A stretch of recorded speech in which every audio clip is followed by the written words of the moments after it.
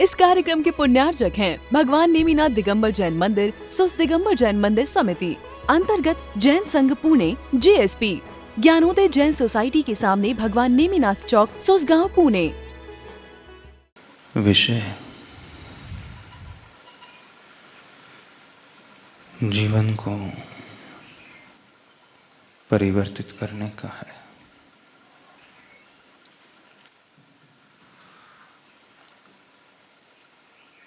जिन factors के ऊपर हम बहुत ध्यान देते हैं, बहुत ज़्यादा वेटेज देते हैं, क्या वो वेटेज देने लायक हैं भी अथवा नहीं है, इन विषय को अपन समझ रहे हैं। वो ग्रहों की दशा जो आपकी कुंडलियां दिखाती हैं, उसके अनुरूप आपका जीवन कितना वैसा ही होता है अथवा नहीं होता है।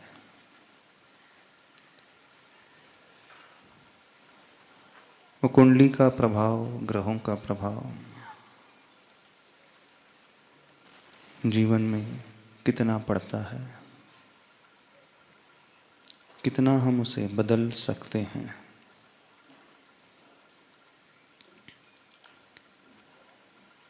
एक चीज और भी आती है, वास्तु। उसका भी नाम आप लोगों ने सुना होगा।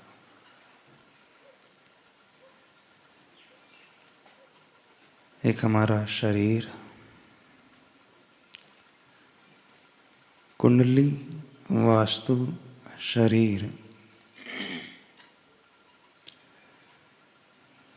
वो स्टोन्स, वो तीर्थंकर भगवान, वो नमोकार मंत्र, वो धर्म और कर्म। आज इन्हीं विषय को लेकर के थोड़ा सा आगे बढ़ने की कोशिश करते हैं।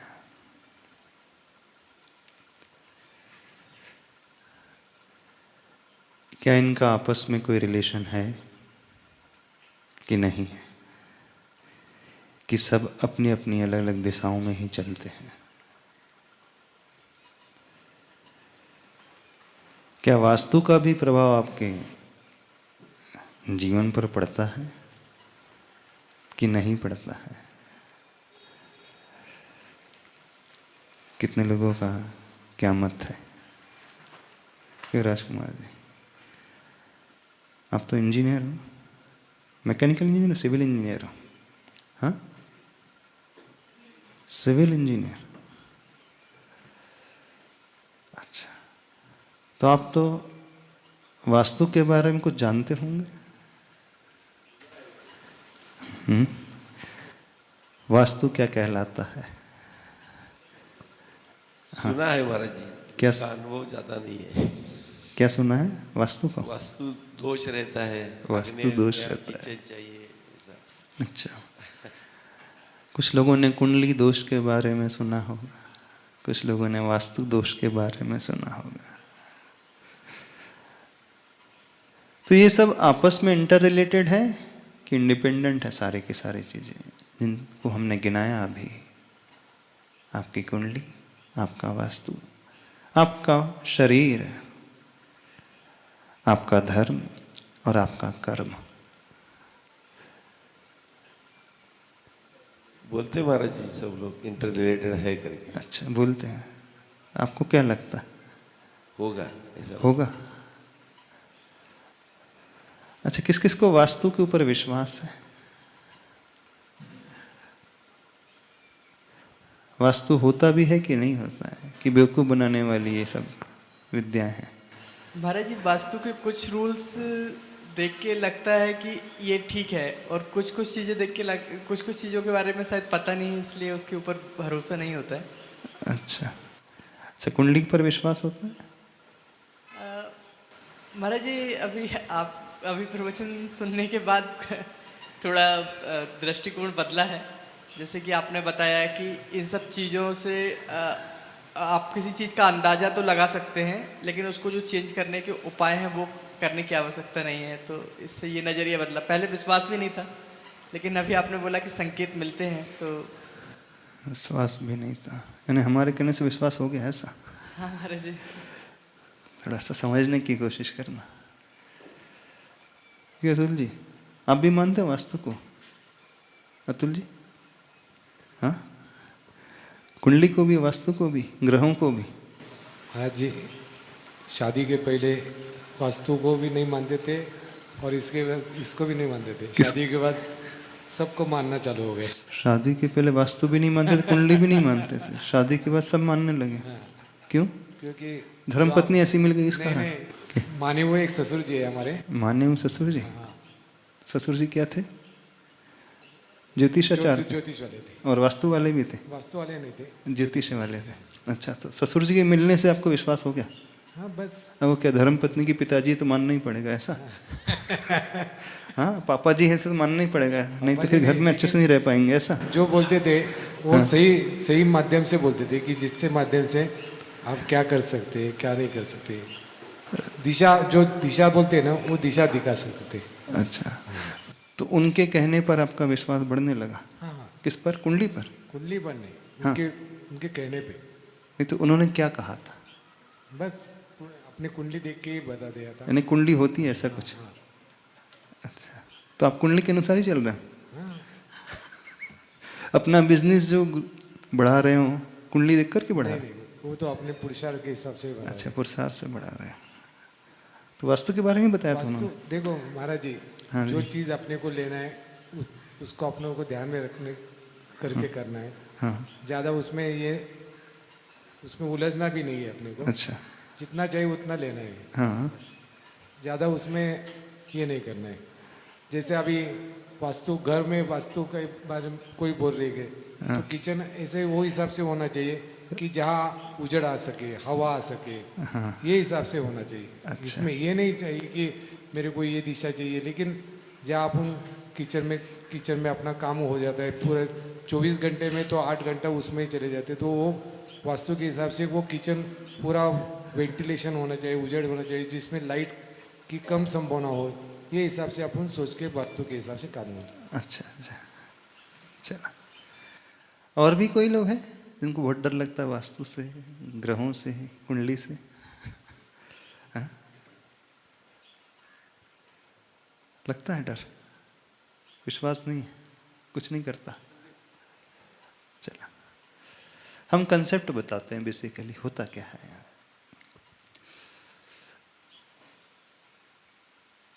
हमें जो फल की प्राप्ति होती है, उस फल की प्राप्ति के लिए कुछ फैक्टर्स होते हैं। जैसे कुछ दिन पूर्व चर्चा भी की थी, थोड़ी सी शॉर्ट में चर्चा हुई थी, आज थोड़ा सा उसको अपन विस्तार से समझने की कोशिश करते हैं। द्रव्य, क्षेत्र, काल और भाव, ये 4 फैक्टर्स होते हैं जिनसे हमारा जीवन बनता है। जीवन अच्छा और बुरा, व्यवस्थित और अव्यवस्थित, इन्हीं फैक्टर्स पर डिपेंड करता है। और हर फैक्टर का अपना अपना इंपॉर्टेंस होता है, रोल होता है। द्रव्य बेसिकली क्या होता है? द्रव्य और कुछ नहीं, जो पूर्व में हमने किए हुए कर्म हैं। जैसे कर्म हमने किए हैं उसी के अनुसार हमें यह शरीर मिलता है, उसी के अनुसार हमारे भाग्य का निर्माण होता है, उसी के अनुरूप आपकी कुंडली होती है। और वह कुंडली में रहने वाले प्लैनेट्स, ग्रह आदि, वो इंडिकेटर्स होते हैं, संकेतक होते हैं। वो इंडिकेट करते हैं कि क्या क्या प्रोबेबिलिटी घटित हो सकती है। वो एक दिशा बताते हैं, इस दिशा में आपका जीवन आगे बढ़ेगा तो आपको क्या क्या लाभ होगा।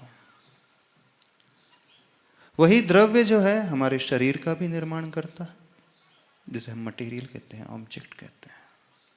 ये हमारा जो शरीर बना है औदारिक वर्गणाओं के माध्यम से, उस रॉ मटेरियल के माध्यम से मांस है, ब्लड आदि, इसका निर्माण इससे होता है।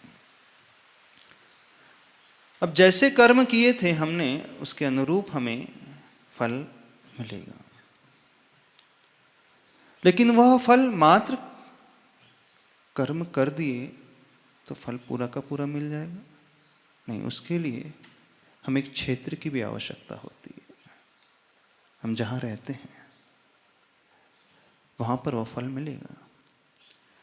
आप हिल स्टेशन में रहते हैं, वहाँ टेम्परेचर कम रहेगा। आप डेजर्ट में चले जाओ, राजस्थान चले जाओ, जहाँ क्लाइमेट अलग ही होता है, वहाँ पर फल अलग प्रकार से प्राप्त होगा। जैसा क्लाइमेट होता है, एटमॉस्फेयर होता है, उसके अनुसार फल की प्राप्ति होती है। वह क्षेत्र और कुछ नहीं, आपके रहने का स्थान, आपके कार्य करने का स्थान।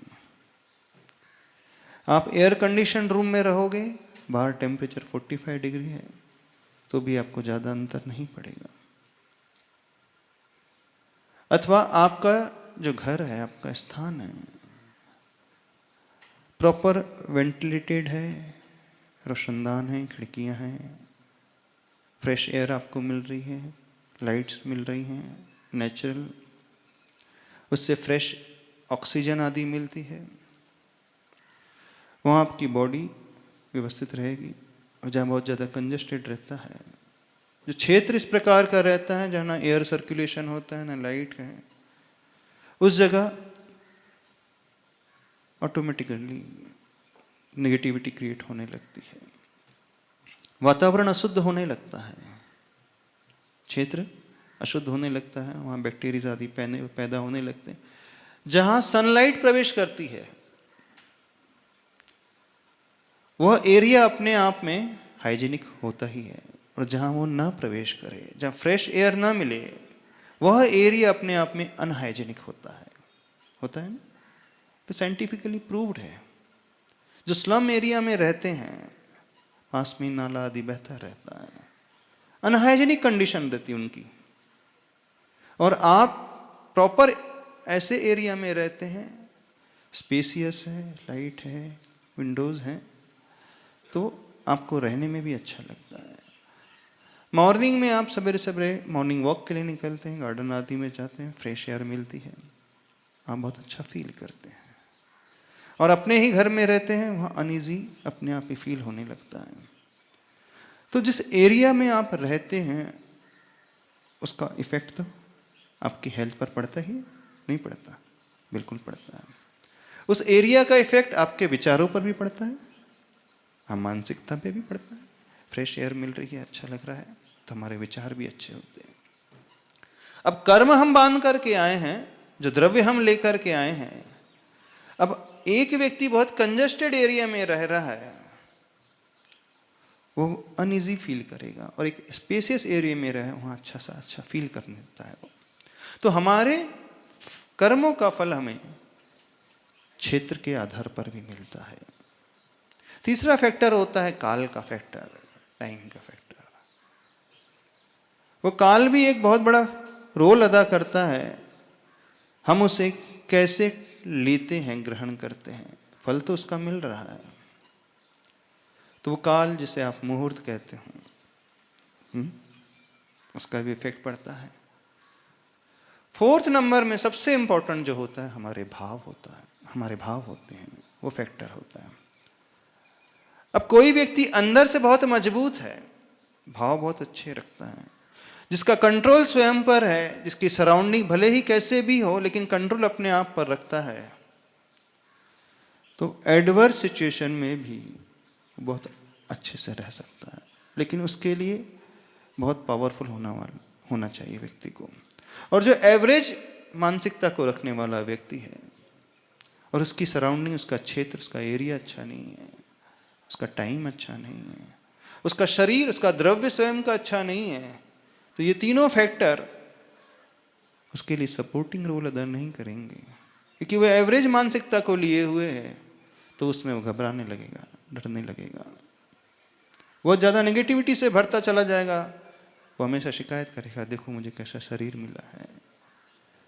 वो हमेशा कोसेगा, कैसी परिस्थिति है मेरी, घर भी मिला है तो कैसा मिला है, छोटा सा घर है, किराए का घर है, जहाँ एयर नहीं है, कुछ भी नहीं, लाइट नहीं आती। तो उसके भाव जैसे होते हैं उसके अनुरूप उसका रिएक्शन होता है। तो कर्म का फल हमें द्रव्य के अनुसार, क्षेत्र, काल और सबसे इंपॉर्टेंट हमारे भाव के अनुसार हमें मिलता है। अब जैसा कर्म हम लिख करके आए हैं,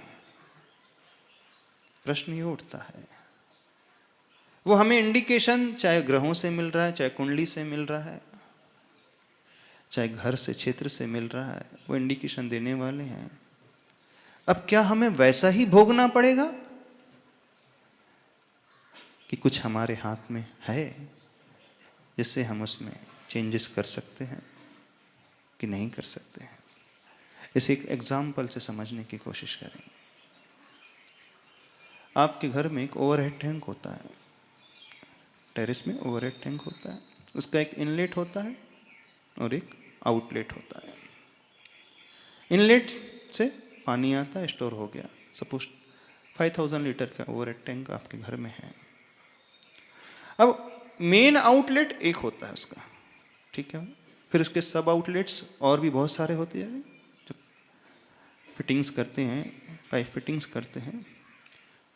जो मेन आउटलेट होता है उसका डायमीटर ज़्यादा होगा, और जो सब आउटलेट्स होते हैं, जो छोटे छोटे पाइप्स कनेक्शन जो निकलते हैं, एक कनेक्शन किचन में जाता है, एक जाता है आपके बाथरूम में, शॉवर में, कितने सारे कनेक्शंस आप अपनी सुविधाओं के अनुसार, अपने नेसेसिटीज़ के अनुसार उसके आउटलेट डिफरेंट डिफरेंट बना लेते हैं।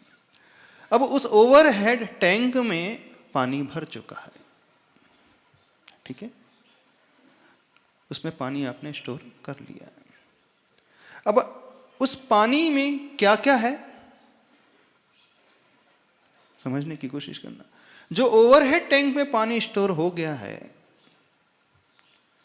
वो ठीक वैसे ही है जैसे हमारा कर्म है। इस कार्यक्रम के पुण्यार्जक हैं भगवान नेमिनाथ दिगंबर जैन मंदिर, सुस दिगंबर जैन मंदिर समिति, अंतर्गत जैन संघ पुणे, JSP, ज्ञानोदय जैन सोसाइटी के सामने भगवान नेमिनाथ चौक, सुसगांव, पुणे।